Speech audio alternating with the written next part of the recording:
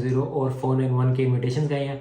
और दूसरी इंपॉर्टेंट बात अगर मैं करता चलूँ, वो न्यू साउथ वेल्स ने अपनी प्रायोरिटी लिस्ट इशू कर दी है। और जो अकाउंटेंट मेलबर्न की बात करूँ, जो रीजनल में नहीं मेलबर्न में रह रहा था, उसको 80 पॉइंट्स पे गया, मींस 80+5, सो 85 पे अकाउंटेंट को इनवाइट चला गया। तो 6 महीने की जो रिक्वायरमेंट है, वेदर यू आर ऑन शोर और यू आर ऑफ शोर, आपको 6 महीने मिनिमम रहना है, then you can be eligible for either onshore category और ऑफ शोर कैटेगरी।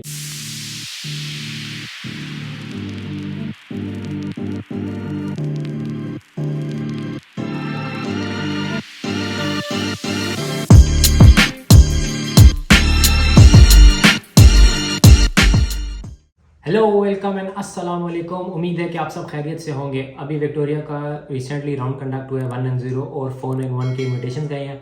और दूसरी इंपॉर्टेंट बात अगर मैं करता चलूँ, वो न्यू साउथ वेल्स ने अपनी प्रायोरिटी लिस्ट जो है वो इशू कर दी है। उन्हें बता दें कि कौन कौन से सेक्टर्स हैं जिनको हम इन्वाइट करेंगे, फिर क्या एलिजिबिलिटी क्राइटेरियाज हैं, कि उनकी रिक्वायरमेंट्स क्या है, कि वो किन लोगों को सिलेक्ट करेंगे या प्रेफर करेंगे, और फिर उन्होंने 2-4 बातें और की हैं जो इंपॉर्टेंट है, share it with you guys. So start हम करेंगे फ्रॉम विक्टोरिया, क्योंकि विक्टोरिया ने राउंड चलाना था। उन्होंने कहा था कि हम सितंबर के लास्ट वीक में अपना राउंड चला देंगे। So what they have committed is what they have perform. So round चल चुका है, उस राउंड की क्या फीडबैक थी, क्या पॉइंट स्कोर है, कौन कौन से ऑक्यूपेशन है जो टारगेट हुए हैं, कितने इन्वाइट्स गए हैं। तो ऑब्वियसली बात है, बहुत सारी बातें हैं जो अभी तक डिस्कवर नहीं हुई, या बहुत सारी बातें जो अभी तक लोगों को नहीं पता लगी, या अभी तक जिनके बारे में इंफॉर्मेशन अभी तक रिलीज़ नहीं हुई। लेकिन जितनी इन्फॉर्मेशन मैं गैदर कर सका मैंने की, और मुझे मेरे सोर्सेज से पता लगी। उसके साथ साथ जो लोग मेरे सर्कल में थे जिनको इनवाइट्स आ गए, या वो लोग जो अप्लाई कर रहे थे और जिनको आइडिया था, या उनके क्लोज सर्कल में लोगों को इन्वाइट्स आए। So this is how we have gathered the data. उस डाटा के यहाँ पे बात कर लेते हैं। तो सबसे पहले तो पता चलूँ कि जो इन्विटेशंस हैं वो 190 और 491 दोनों के गए हैं। अब 190 के कितने गए हैं, 491 के कितने गए हैं, ये अभी तक किसी को भी नोन नहीं है। That is with the home affairs. उनको पता है कि कितने जो इन्विटेशंस हैं वो उन्होंने भेजे हैं। या मोर स्पेसिफिकली अगर मैं बात करूँ, तो विक्टोरियन गवर्नमेंट को पता है कि उन्होंने कितने इन्वाइट 491 के भेजे हैं और कितने 190 के भेजे हैं। लेकिन कौन कौन से ऑक्यूपेशन है और किन किन ऑक्यूपेशन को कितने कितने पॉइंट्स पे इनवाइट किया, वो बात कर लेते हैं। जो सबसे शॉकिंग बात, ये सबसे आप कहें कि हैरानी की बात है ना, अकाउंटेंट को इनवाइट्स गए हैं दोनों के, 190 और 491 के। जो अकाउंटेंट है जिसको 491 का इनवाइट गया, उसको 85 पे गया, मींस 85+15 100 पॉइंट्स पे उसको रीजनल एरिया में इनवाइट चला गया। But that person is living in Victoria. और जो अकाउंटेंट मेलबर्न की बात करूँ, जो रीजनल में नहीं मेलबर्न में रह रहा था, उसको 80 पॉइंट्स पे गया, मींस 80+5, सो 85 पे अकाउंटेंट को इनवाइट चला गया। ये वो ऑक्यूपेशन है जो लोग उम्मीद छोड़ चुके थे कि यार कभी अकाउंटेंट को भी इनवाइट जाएगा। लास्ट ईयर गए हैं, क्योंकि लास्ट ईयर कोटा ज़्यादा था, एप्लीकेशंस कम थी, एप्लीकेंट्स कम थे, इसलिए इनवाइट्स गए। बट अब कंपटीशन बढ़ता जा रहा है, but still they have invited accountant. But this accountant is working in Victoria in his nominated occupation. वो अपने ऑक्यूपेशन में काम कर रहा था, उसकी सैलरी थी, उसको इनवाइट चला गया। तो ये आप बताता चलूँ कि जो लोग विक्टोरिया में रह रहे हैं and they are working in their occupations, तो उनको इनवाइट का चांस ज़्यादा है as compare to the people जो रह रहे हैं और काम नहीं कर रहे। तो ये हर दफ़ा होता है कि विक्टोरिया प्रेफर करता है कि जो लोग काम कर रहे हैं उनको हम इन्वाइट्स भेजें। वही सिविल इंजीनियर्स, हॉट टॉपिक, मेरा सारा सर्कल सिविल का है। तो 85 पॉइंट्स पे हमें इनवाइट देखने को मिला, लाइक 85+5, उस इंडिविजुअल स्कोर इज 85, 5 स्टेट ने दिया तो 90 पे इनवाइट गए हैं।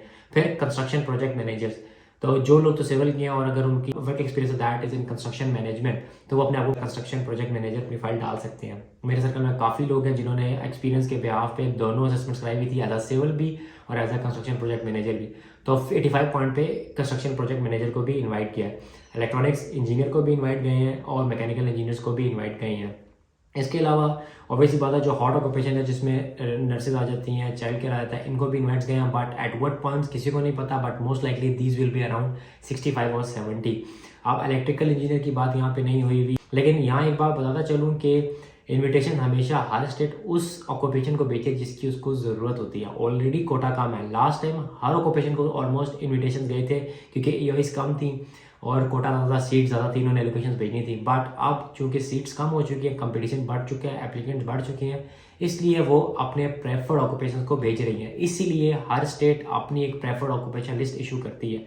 Now coming to the topic के न्यू साउथ वेल्स ने जो अपनी ऑक्यूपेशन लिस्ट इशू की है, उसमें क्या एलिजिबिलिटी क्राइटेरिया रखा है उसने, and what are the factor जिसके बिहाफ पे वो लोगों को इनवाइट करेगा।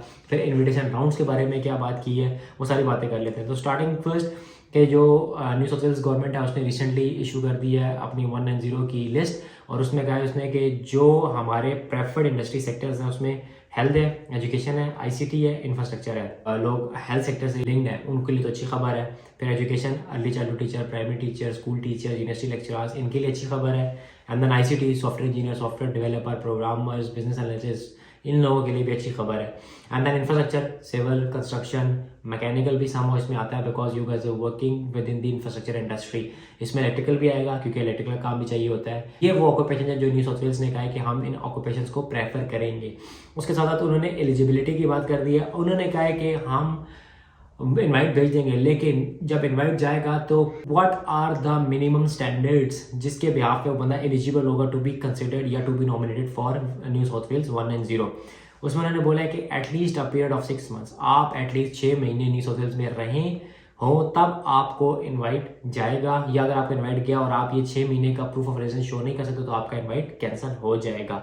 और ऑफशोर वालों के लिए बात किया उन्होंने कि अगर आप ऑफशोर से अप्लाई कर रहे हैं so you have to make sure कि आप ऑफशोर एटलीस्ट 6 मंथ से हो। तो 6 महीने की जो रिक्वायरमेंट है, वेदर यूर ऑन शोर और यूर ऑफ शोर, आपको 6 महीने मिनिमम रहना है, then you can be eligible for either onshore category और ऑफशोर कैटेगरी।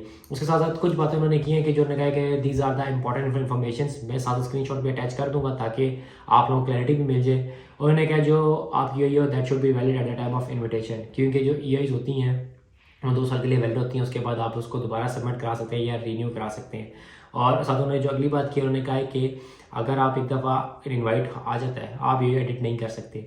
जो मोस्ट इंपॉर्टेंट चीज़ है, आपने अपने घर अपनी ईओई सबमिट कराई है, उसमें न्यू साउथ वेल्स को लिखा हुआ है कि I would like to be considered for New South Wales या 190 या 491। तो आपने इंश्योर कराना है कि सिर्फ न्यू साउथ वेल्स मेंशन हो, दूसरी किसी स्टेट का नाम नहीं होना चाहिए, प्लस सिर्फ और सिर्फ 190 होना चाहिए, उसमें कोई और वीज़ा कैटेगरी नहीं होनी चाहिए, नॉट इवन 189, नॉट इवन 491। इन्होंने स्पेसिफिकली मेंशन किया है कि अगर आप 190 के लिए चाहते हैं कि आपको इनवाइट आए तो आप खाली न्यू साउथ वेल्स और खाली 190 सेलेक्ट करें।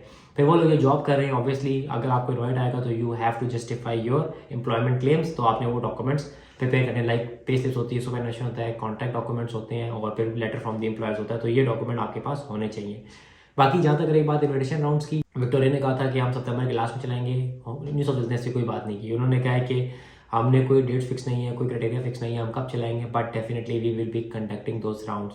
उसके बाद न्यू साउथ वेल्स ने कहा है कि कुछ फैक्टर्स हैं जिनके बिहाफ पे हम लोगों को प्रायोरिटाइज करेंगे, जिसमें इंग्लिश लैंग्वेज प्रोफिशिएंसी उन्होंने कहा है। उसके साथ उन्होंने कहा है कि आपका स्किल्ड वर्क एक्सपीरियंस कितना है, और उसके साथ उन्होंने कहा है कि जो लोग टारगेट सेक्टर, जो मैं पहले बता चुका हूँ कि कौन कौन सेक्टर को वो टारगेट करेंगे, तो उस सेक्टर्स में अगर आप लोग हैं तो आपका चांस ऑफ गेटिंग इन्विटेशन ज़्यादा हो जाएगा। और साथ साथ एक और बात बताता चलो, जिस तरह होता था कि ईओई की जो डेट ऑफ लॉन्चमेंट है वो पुरानी होगी तो इनवाइट आएगा, इन्होंने ये बात लाइक क्वींसलैंड क्लियर कर दी है कि द डेट यू सबमिट और amend your skill select EOI has no impact on your likelihood of being invited. मतलब ये हुआ कि इससे फ़र्क नहीं पड़ता आपने ईओई कल जमा कराई थी आज जमा कराई है।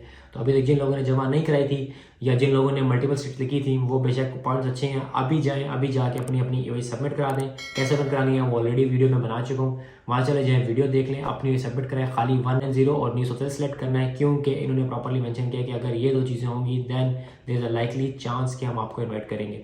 तो ये थी updates from New South Wales invitation round और जो विक्टोरिया का लास्ट राउंड कंडक्ट हुआ था। मिलते हैं अगली वीडियो में, टिल देन टेक केयर, अल्लाह हाफिज़।